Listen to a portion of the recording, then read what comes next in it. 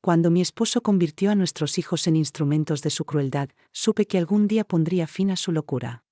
Hoy, mientras él agoniza en una celda solitaria, yo me dedico a cuidar mis flores con tranquilidad. Sé que su obsesión científica tuvo un final que jamás imaginó. Nadie juega con el amor de una madre sin enfrentar las consecuencias.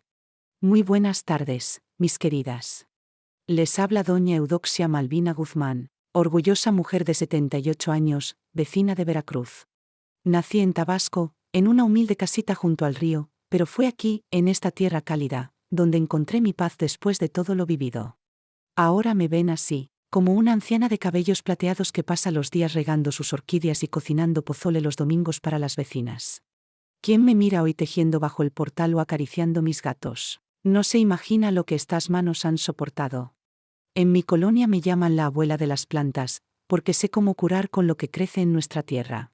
En el fondo de mi casa tengo un pequeño huerto donde cultivo de todo: albahaca, ruda, manzanilla, hierba santa, y otras que solo los nacidos aquí sabemos usar. Muchos jóvenes de la ciudad vienen a verme cuando tienen algún malestar. Mi hogar es sencillo pero lleno de vida. Una casa de madera pintada de celeste, con ventanas blancas que miran al mar. En el portal cuelga mi hamaca multicolor, desde donde observo los barcos que entran y salen del puerto. Vivo sola, pero no me siento sola. Me acompañan mis plantas, mis gatos Manchado, Ocelote y Sirena, y mis nietos que vienen a visitarme cada domingo desde la capital.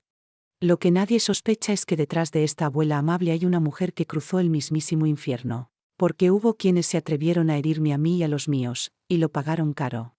Aquí decimos que quien desafía al caimán, termina tomando agua con cola. Y hay quienes bebieron litros por mi culpa. Si esta historia te conmueve, no te vayas sin dejar tu like y seguir el canal Memorias de las Abuelas. Cada apoyo me da fuerza para sacar a la luz estos recuerdos guardados durante años. Y si conoces a alguien que también ha tenido que soportar demasiado, compártelo. Y tú, mujer valiente que me estás escuchando, cuéntame aquí abajo, ¿crees que a veces una tiene que hacer justicia con sus propias manos? Porque hay momentos en los que ni la policía, ni los tribunales, ni los rezos alcanzan. Hay veces que nos toca a nosotras poner fin al horror. Y hablando de justicia, prepárense, porque lo que voy a contarles no es ninguna fantasía, es lo que viví.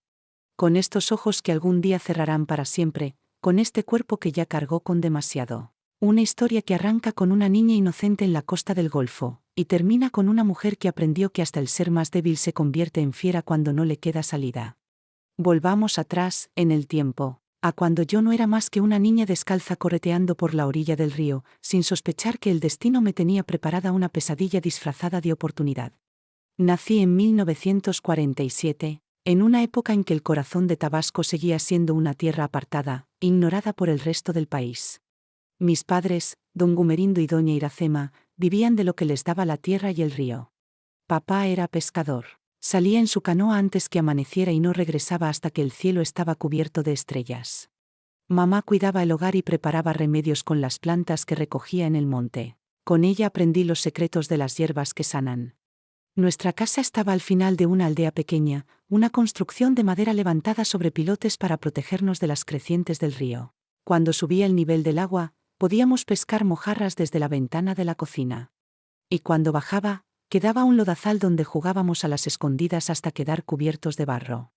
Éramos 5 hermanos. Yo era la mayor, seguida de Jurasi, Isidoro, Sebastiana y el más pequeño, Durval.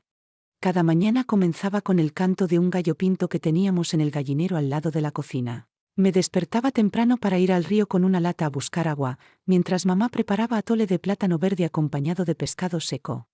Después, ayudaba a cuidar a mis hermanos mientras mamá trituraba hierbas en un mortero de madera que papá había tallado con sus manos. No teníamos lujos, pero vivíamos felices con lo poco que teníamos. En las tardes calurosas nos tirábamos al río a nadar, compitiendo por atrapar peces con las manos. Algunas veces íbamos a recolectar chayotes o mameyes en la selva cercana. Jurasi, el que venía después de mí, era el más intrépido. Le encantaba treparse a los árboles más altos y colgarse de las lianas, gritando que era el Tarzán de Tabasco. Yo lo intentaba seguir, pero nunca tuve su coraje. Los domingos eran sagrados. Toda la familia iba a misa a la pequeña iglesia de San Sebastián, en el centro de la comunidad. Después del servicio, nos reuníamos en la plaza para compartir el pozole comunal. Cada familia traía algo, un poco de maíz, carne, chile o frijoles. Las mujeres aprovechaban para intercambiar recetas y secretos de curación, mientras los hombres hablaban de pesca y contaban leyendas de aparecidos, de la Llorona y del Nahual. Fue en una de esas reuniones dominicales donde lo vi por primera vez. Aquel hombre que trastocaría para siempre el rumbo de mi vida. Euclides Mendoza. Así se llamaba el forastero que apareció de la nada en aquella pequeña aldea olvidada por el tiempo. Decían que era un hombre de ciencia, que venía de la capital a estudiar las plantas medicinales de la región. Siempre vestido de forma pulcra, con lentes redondos y un cuaderno bajo el brazo. No hablaba como los demás. Sus palabras eran rebuscadas, como si siempre estuviera explicando algo a un público invisible. Yo tenía apenas 12 años cuando lo vi por primera vez. Estaba sirviendo pozole junto a mamá en la plaza del pueblo cuando nuestras miradas se cruzaron. Me dedicó una sonrisa que me hizo sentir un escalofrío en la nuca. No era una sonrisa de simpatía. Había algo en sus ojos que me dio miedo, una especie de cálculo frío, como si estuviera midiendo algo en mí. «Qué niña tan fuerte», le dijo a mi padre mientras me observaba. «Debe tener una genética privilegiada». Papá, que siempre fue un hombre sencillo y confiado, se hinchó de orgullo al oír aquello de un doctor de ciudad. No imaginaba que esas palabras no eran halagos, sino observaciones de un hombre que ya me estaba evaluando como si fuera un experimento en potencia. Desde entonces, Euclides empezó a frecuentar nuestra casa. Siempre llegaba con pequeños regalos, un jabón con aroma floral para mamá, anzuelos nuevos para papá, caramelos para nosotros. Decía estar fascinado con los remedios caseros que preparaba mi madre. Pasaba horas anotando fórmulas, escuchando recetas, preguntando por cada planta. Pero yo notaba cómo me seguía con la mirada. Cuando cargaba agua del río, cuando molía hierbas con mamá, cuando jugaba con mis hermanos, él no dejaba de observarme. Sus ojos no miraban con ternura. Miraban como quien estudia un mecanismo, como si yo fuera una ecuación que necesitaba resolver. Poco a poco se ganó la confianza de todos. Papá decía que era un sabio. Mamá se sentía halagada de que alguien tan preparado valorara sus conocimientos. Mis hermanos lo adoraban, porque les traía dulces y contaba historias de la gran ciudad. Solo yo sentía ese vacío helado en el estómago cuando él estaba cerca. Solo yo notaba que algo en su forma de mirarnos era distinto. Como si fuésemos piezas de un tablero, y él fuera el único que sabía las reglas del juego. El día que perdí mi infancia fue el día en que cumplí 15 años. Euclides llegó a casa con un regalo que cambiaría mi destino, una invitación para irme con él a estudiar a la ciudad. Dijo que había conseguido un lugar para mí en una escuela buena, en Veracruz capital. Con su inteligencia, esta niña puede llegar a ser enfermera, o incluso médica, le dijo a mis padres, como si yo no estuviera presente. Sería un desperdicio que se quedara enterrada aquí. Papá y mamá lo miraban como si hablara un enviado del cielo. Él prometió cuidarme como si fuera su propia hija. Mis padres, cegados por la idea de un futuro mejor para mí, aceptaron sin dudar. Recuerdo a mamá doblando con cuidado mi ropa en un atadito de manta, con lágrimas en los ojos pero una sonrisa llena de esperanza. Esa noche, recostada en la hamaca, escuché a mis padres conversar en susurros. ¿Estaremos haciendo bien, Gumerindo? Claro que sí, mujer. El doctor le está abriendo las puertas del mundo. Si tan solo hubieran sabido. Si tan solo hubieran sospechado que no me enviaban a una escuela, sino a una prisión disfrazada de promesa. El último día que vi a mi familia también fue el último día que conocí la inocencia. Cuando subí al bote con motor junto a Euclides, pensé que iba rumbo a un nuevo comienzo. Pero en realidad estaba abordando una ruta sin retorno, directa al horror. Mientras el motor zumbaba y el agua se abría en dos frente a nosotros, volví la mirada para ver, por última vez, las orillas de Tabasco desaparecer. Euclides hablaba con entusiasmo sobre la escuela, las materias, las oportunidades. Sus palabras eran dulces, pero sus ojos seguían tan fríos como siempre. Parecía una serpiente evaluando a su presa. Nunca llegamos a Veracruz. Después de 2 días en Campeche, nos subimos a otro bote, más pequeño, que se internó por un afluente del río Grijalba. Remamos durante horas hasta que llegamos a una propiedad aislada, rodeada de selva espesa. Una casa de madera enorme, con un edificio anexo que parecía más un laboratorio que un hogar. «Bienvenida a tu nuevo mundo, Eudoxia», dijo con una sonrisa que no tocaba sus ojos. Aquí no aprenderás en un aula. Serás parte de algo mucho más grande. Algo que, según él, cambiaría la ciencia para siempre. Los primeros meses en aquella propiedad remota fueron confusos. Euclides mantuvo la fachada de un mentor bondadoso. Me asignó una habitación en la planta superior, con una cama de hierro, una mesa de estudio y una ventana que daba a la selva. Había rejas por fuera, pero en ese momento no lo noté. Me dio libros de anatomía, botánica y química básica. Pasábamos largas horas en el laboratorio, donde me enseñaba a reconocer plantas, preparar tinturas y usar instrumentos que yo jamás había visto. Al principio pensé que realmente estaba cumpliendo su promesa. Que en verdad me estaba formando para un futuro distinto. Me llamaba mi alumna prodigio y anotaba cada respuesta que yo daba en sus libretas gruesas, llenas de símbolos y diagramas incomprensibles. A veces hablaba de cosas que yo no entendía. De potencial biológico, reacciones nerviosas extremas, resiliencia celular. Decía que yo era un caso excepcional. No me gustaba cómo sonaba. Poco a poco fui notando que no tenía libertad. Nunca salíamos más allá de la cerca de madera que rodeaba la propiedad. No había caminos visibles, solo selva densa por todos lados. No existía un teléfono, ni radio, ni vecinos. Las únicas personas eran él y un par de ayudantes silenciosos que parecían temerle más de lo que lo respetaban. Si quería agua, debía pedírsela. Si necesitaba algo, debía solicitar permiso. Si me equivocaba en una respuesta, su tono cambiaba. Su paciencia desaparecía y surgía una autoridad fría, cortante. Una noche, cuando intenté abrir la ventana para respirar aire fresco, descubrí las barras metálicas por primera vez. Fue como si todo lo que no había querido ver se revelara de golpe. No estaba en una escuela. Estaba encerrada. Desde ese momento, el laboratorio se convirtió en un lugar que temía. Cada frasco, cada bisturí, cada cuaderno tenía un peso distinto. Y aunque aún no entendía su plan completo, algo en mi interior ya sabía que no era su alumna. Era su sujeto de estudio.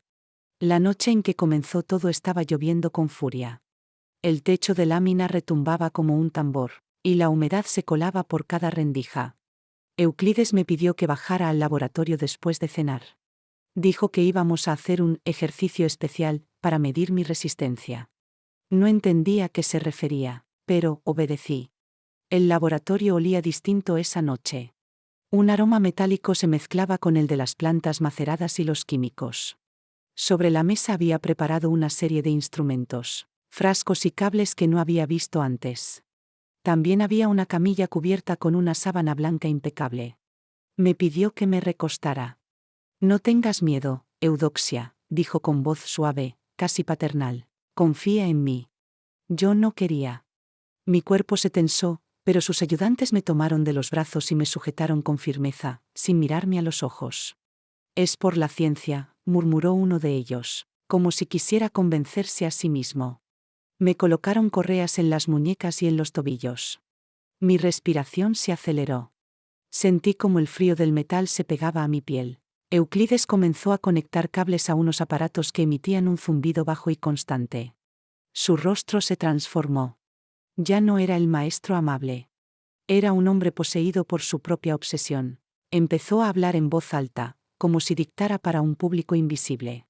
Vamos a registrar la respuesta neuromuscular inicial. Sujetos como ella presentan niveles excepcionales de tolerancia. Yo no entendía sus palabras, pero reconocía la emoción en su voz. Era la misma emoción que uno tendría al abrir un cofre de tesoros. Solo que yo era el cofre. De repente, una corriente atravesó mi cuerpo. No era un dolor insoportable, pero sí una sensación que me paralizó completamente. Como si mis músculos dejaran de obedecerme. Quise gritar, pero la voz no me salía. Él observaba cada reacción con una concentración absoluta, tomando notas sin parpadear. Sus ojos brillaban con una mezcla de fascinación y frialdad que me heló la sangre. Cuando todo terminó, me dejó sola en la camilla, temblando. Los ayudantes me soltaron las correas sin decir palabra y salieron del cuarto. Yo quedé allí, con la lluvia golpeando el techo, sabiendo que algo había cambiado para siempre. Ya no era su aprendiz, era su experimento. Después de esa noche, mi vida dejó de pertenecerme. Cada día estaba marcado por horarios rígidos que él mismo diseñaba, como si mi cuerpo fuera una máquina a calibrar. Me despertaba al amanecer, desayunaba lo justo para no desmayarme, y pasaba horas en sesiones de supuesta enseñanza que eran solo un pretexto para observarme.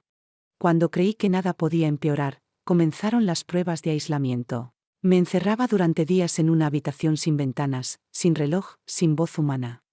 Solo una bandeja con comida insípida, una cubeta en una esquina, y el eco de mis pensamientos. Para estudiar tu percepción del tiempo, decía al final, como si eso justificara el terror de no saber si era de día o de noche. Cada vez que salía de una de esas pruebas, me sentía menos persona. Mi reflejo en el espejo me resultaba ajeno. Los libros dejaron de ser herramientas de aprendizaje y se volvieron parte del experimento. Me hacía leer tratados de fisiología, páginas enteras sobre sistemas nerviosos, mientras anotaba cuántas veces parpadeaba o cuánto tardaba en bostezar. No había caricias, no había risas, no había afecto. Solo análisis. Un día me obligó a escribir una carta a mis padres. Yo no sabía si aún estaban vivos. Él la leyó antes de enviarla, tachó frases, corrigió palabras, hasta que se convirtió en un texto neutro, aséptico, sin emoción. Así no sospecharán nada, explicó con tranquilidad. Con el tiempo, dejé de preguntarme por qué hacía lo que hacía. Dejé de preguntarme si algún día escaparía. Solo trataba de sobrevivir.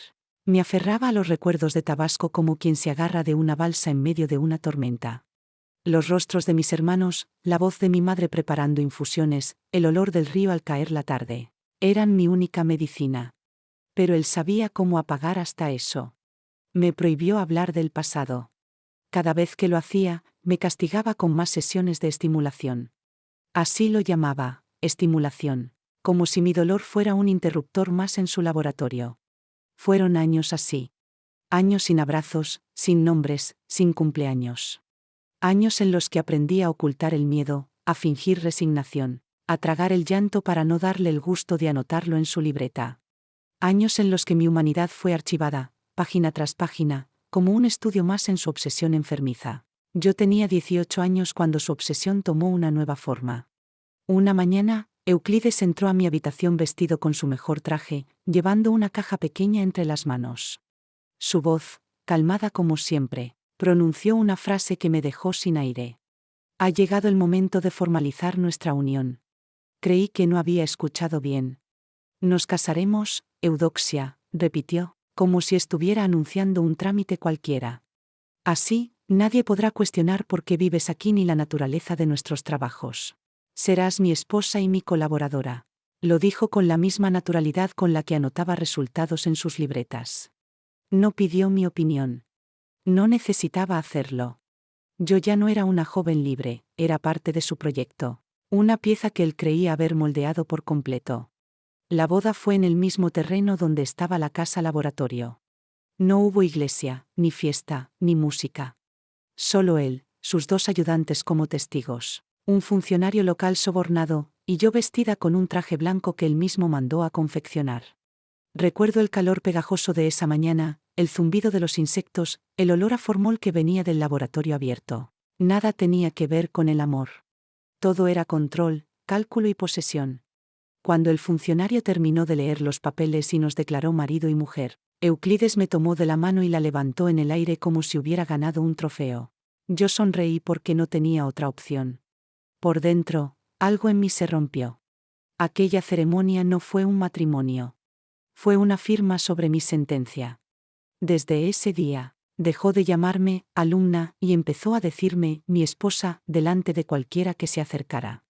Yo tenía que preparar su comida, atender la casa, seguir sus instrucciones en el laboratorio y soportar sus noches de convivencia, como él las llamaba. Era otra extensión más de su dominio. No había ternura, ni caricias, ni promesas compartidas. Solo órdenes y observaciones. A veces, mientras él dormía profundamente, yo me levantaba en silencio, me sentaba junto a la ventana enrejada y miraba la selva oscura. Soñaba con que un jaguar entrara y lo devorara. Soñaba con que un rayo cayera sobre el laboratorio y lo redujera a cenizas. Soñaba con ser libre.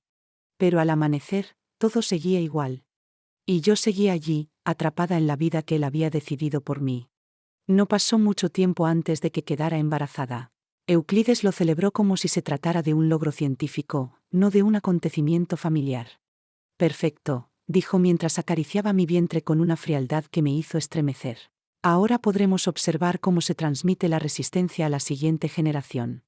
Yo tenía 19 años y no sabía nada de la maternidad, excepto lo que recordaba de las mujeres de mi pueblo. Ellas parían rodeadas de comadres, con cantos, rezos y manos cálidas sosteniéndolas.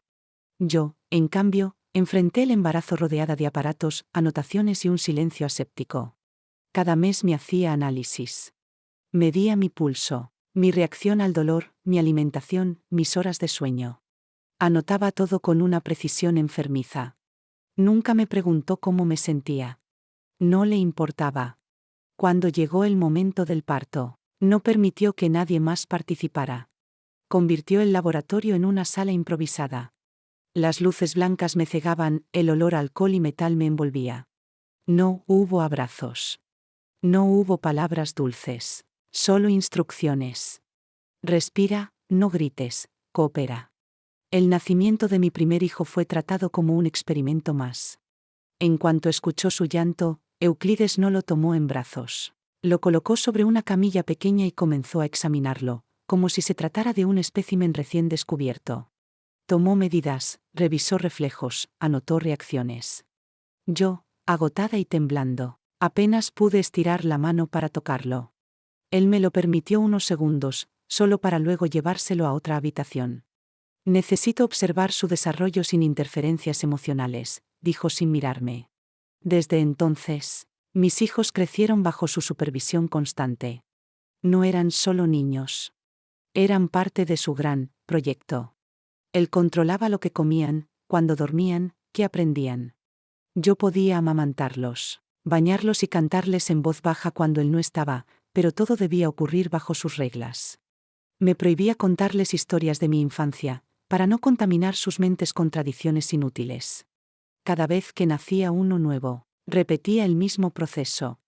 Los embarazos se convirtieron en ciclos mecánicos. Mi cuerpo ya no era mío. Era un instrumento más de su obsesión.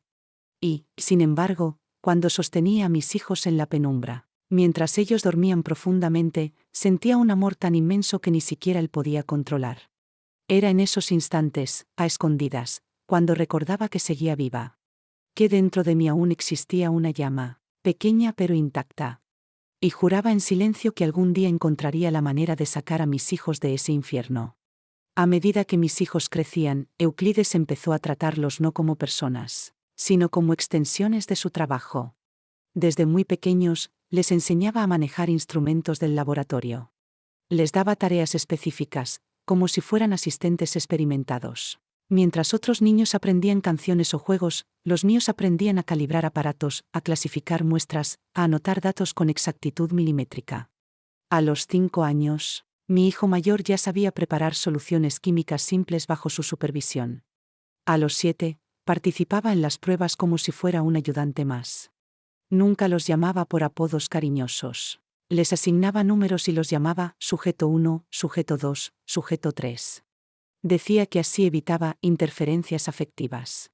Pero yo sabía la verdad, los estaba despojando de su identidad para moldearlos a su antojo. A veces, mientras ellos realizaban tareas, él me observaba con satisfacción, como si dijera sin palabras, mira lo que he creado. Me dolía profundamente ver cómo sus risas naturales desaparecían poco a poco, cómo sus juegos eran sustituidos por rutinas frías, cómo dejaban de hacer preguntas propias para repetir las suyas.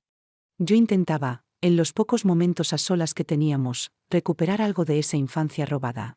Les contaba historias de Tabasco en voz baja, en la oscuridad de sus habitaciones, cuando él dormía. Les hablaba del río, de las hamacas, de los mangos dulces que caían en la temporada de lluvias. Ellos me escuchaban con los ojos muy abiertos, como si les hablara de un mundo lejano y mágico que jamás habían visto. ¿De verdad viviste así, mamá?, me preguntaban con un asombro que me partía el alma. Sí, mis amores, respondía. Y algún día, ustedes también conocerán ese cielo abierto. Euclides odiaba cualquier atisbo de rebeldía emocional.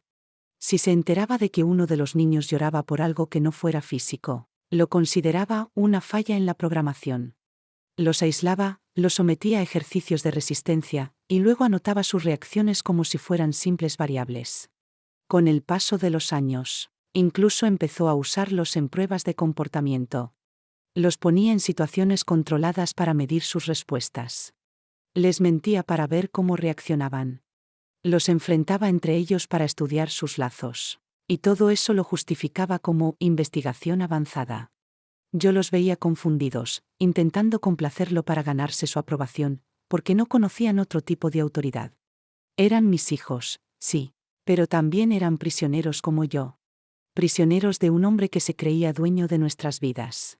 Y en mi interior, algo comenzó a cambiar. El miedo que me había paralizado durante años empezó a transformarse en otra cosa. En rabia silenciosa. En una decisión que aún no tenía forma, pero que crecía como una semilla bajo tierra, esperando el momento exacto para brotar. Mi cuerpo seguía obedeciendo, pero mi mente ya no era suya. Había aprendido a fingir. A sonreír cuando él hablaba de progreso, a asentir cuando pedía informes, a actuar como la esposa obediente que él creía haber domesticado. Pero por dentro, cada gesto que él ignoraba era una grieta más en su imperio de control. Empecé a guardar pequeñas cosas. Trozos de papel, fósforos viejos, frascos vacíos, restos de plantas con propiedades que mamá me enseñó a usar. Los ocultaba en rincones de la cocina, entre las vigas del techo, bajo las baldosas flojas del baño. No era mucho, pero era un comienzo. Durante las noches, mientras él dormía profundamente gracias a los somníferos que tomaba, yo repasaba mentalmente posibles rutas de escape. Calculaba distancias, contaba pasos desde el laboratorio hasta la cerca, estudiaba los turnos de los ayudantes. Sabía que una fuga improvisada terminaría en tragedia. Necesitaba algo más grande. Más definitivo. Lo más difícil era mantener la calma frente a mis hijos. Ellos me miraban como si yo fuera su única certeza. Y yo lo era. No podía fallarles. Comencé a entrenarlos sin que lo notaran. Les enseñé a diferenciar las plantas más resistentes, a memorizar caminos por la selva solo con sonidos. Les hablaba en clave, usando cuentos como mapas, usando juegos como simulacros. Ellos pensaban que era parte de una nueva etapa de aprendizaje, pero en realidad era nuestra única esperanza.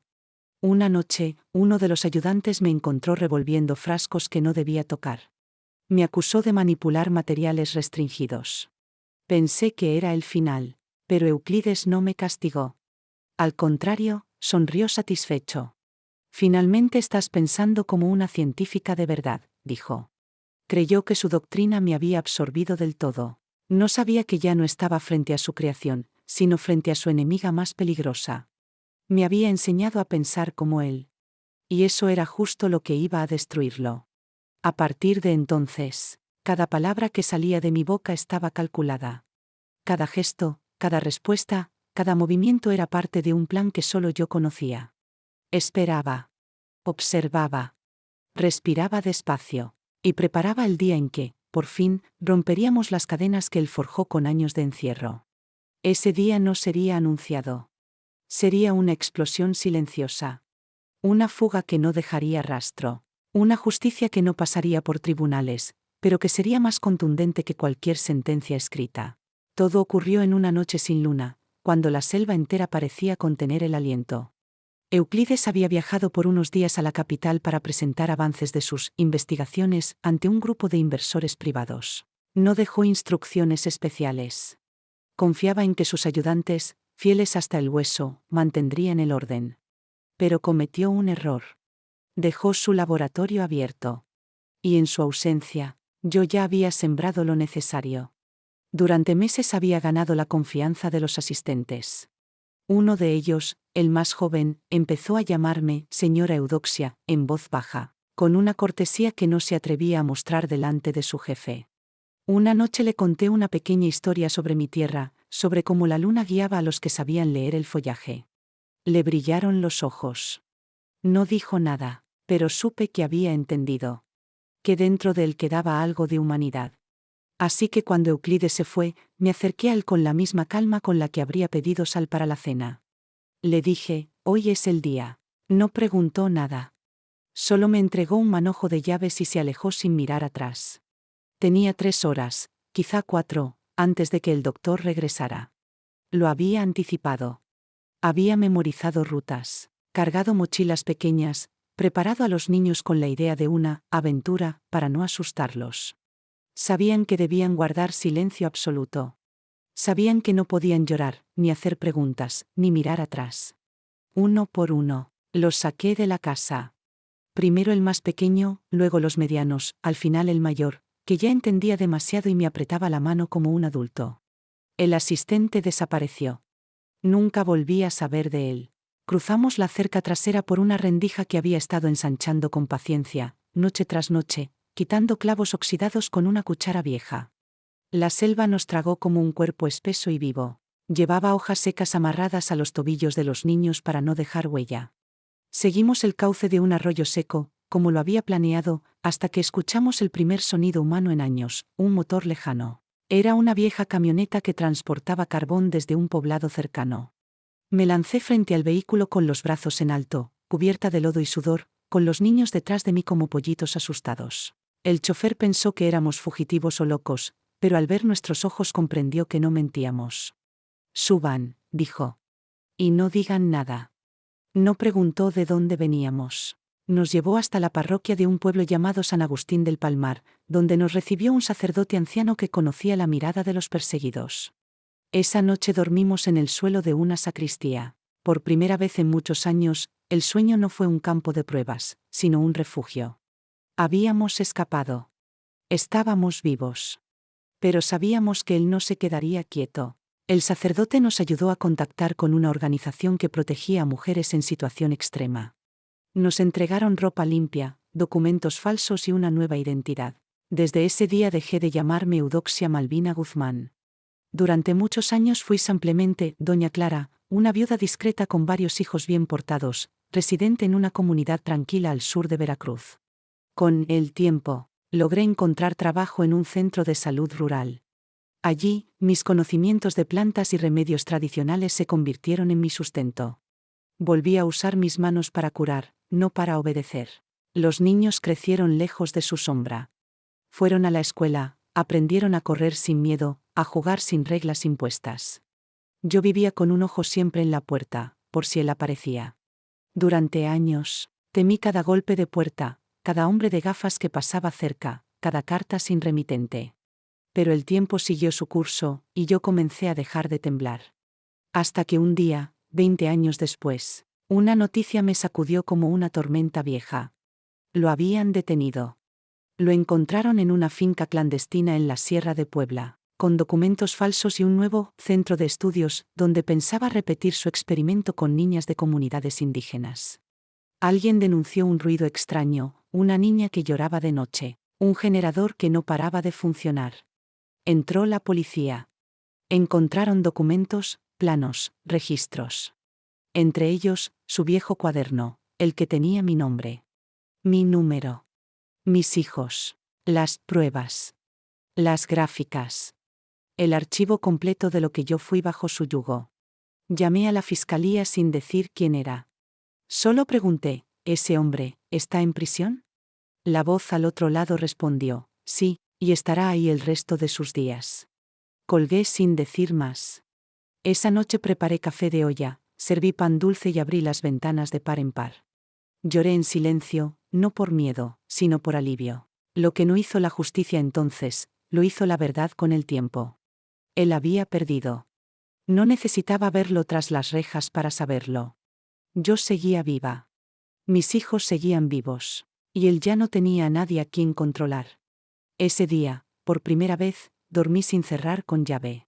Hoy, a mis 78 años, me despierto cada mañana con el canto de los pájaros y el olor a café recién colado. Mi casa es humilde, con paredes de madera azul pálido y un jardín que florece sin permiso.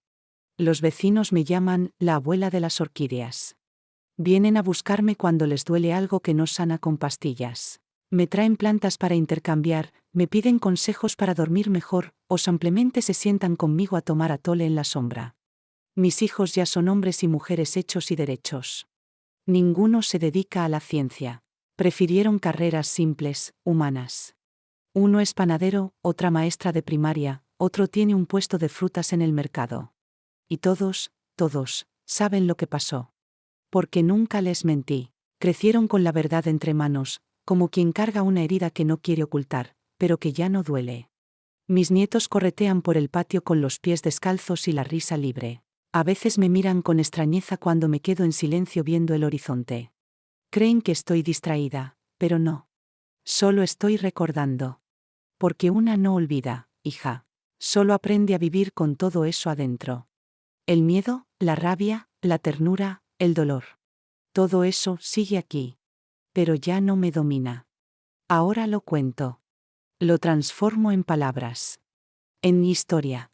Y si tú, que me estás escuchando, has sentido alguna vez que no tienes salida, que nadie te cree, que el mundo entero está contra ti. Mira bien mis manos. Son manos que un día temblaron encerradas, pero que hoy siembran. Sanaron. Y escriben. Porque incluso en el lugar más oscuro, una semilla puede abrirse paso. Y florecer.